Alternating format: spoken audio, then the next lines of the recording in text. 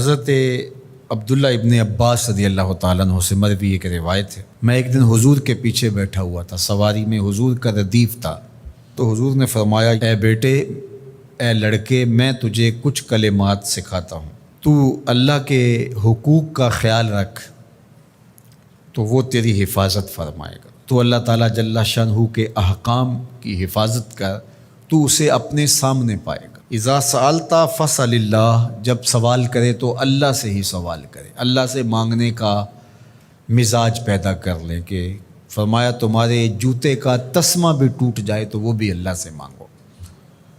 ضرور بازار میں جاؤ دکاندار سے، لیکن حقیقی طلب اللہ سے ہونی چاہیے۔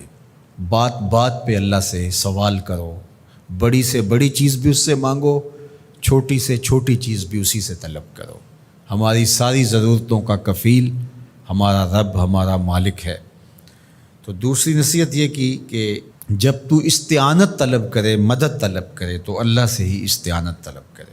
وعلم، اور جان کہ اگر ساری امت، سارے لوگ، پوری قوم جمع ہو کے تمہیں فائدہ پہنچانے کی کوشش میں لگ جائیں تو تمہیں وہی فائدہ پہنچا سکتے ہیں جو تیرے لیے تیرے رب نے لکھا ہے۔ اور فرمایا وَإِنِ اجْتَمَعُوا عَلَىٰ أَن يَضُرُّوكَ بِشَيْءٍ، اور اگر تمہیں نقصان پہنچانے کے درپے ہو جائیں، لَمْ يَضُرُّوكَ إِلَّا بِشَيْءٍ قَدْ كَتَبَهُ اللَّهُ عَلَيْكَ، تو تجھے صرف وہی نقصان پہنچا سکتے ہیں جو اللہ نے تیرے لیے لکھا ہے۔ سارا زمانہ بھی مخالف ہو جائے، تیرا کچھ نہیں بگاڑ سکتا۔ ہاں، تیرے مقدر میں اگر کوئی چیز، کوئی بگاڑ لکھا ہے تو وہ ہوگا، اس کا ذریعہ وہ بن جائیں گے۔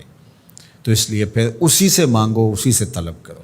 رفعت الاقلام وجفت الصحف، جو لکھنا تھا اللہ نے لکھ دیا، لکھنے کے بعد قلم اٹھا لیا گیا، اور جن صحیفوں پہ لکھا تھا وہ خشک ہو گئے۔ اب کتابیں بند ہیں، تو اس لیے اس نے تیرے لیے جو لکھا ہے وہ ہو کے رہے گا، تو خام خواہ لوگوں سے ڈرنے کی ضرورت نہیں ہے، اور تیرا فائدہ، تیرا نقصان اسی کے دستے قدرت میں ہے، تو اسی سے طلب کر، اسی سے مانگ۔ اور فرمایا تو اللہ تعالیٰ جل شانہ کو رخاء میں، خوشحالی میں یاد کر، یعرف کا فی الشدہ، وہ تجھے مشکل میں پہچانے گا۔ یعنی جو شخص خوشحالی کے دور میں اس کے پاس دولت ہے، صحت ہے، تو اللہ تعالیٰ کو فراموش نہیں کرتا، اللہ اس کی بدحالی کے زمانے میں اس کو فراموش نہیں کرتا۔ وعلم، اور جان، ان النصر مع الصبر، کہ جو مدد ہے وہ صبر کے ساتھ آتی ہے۔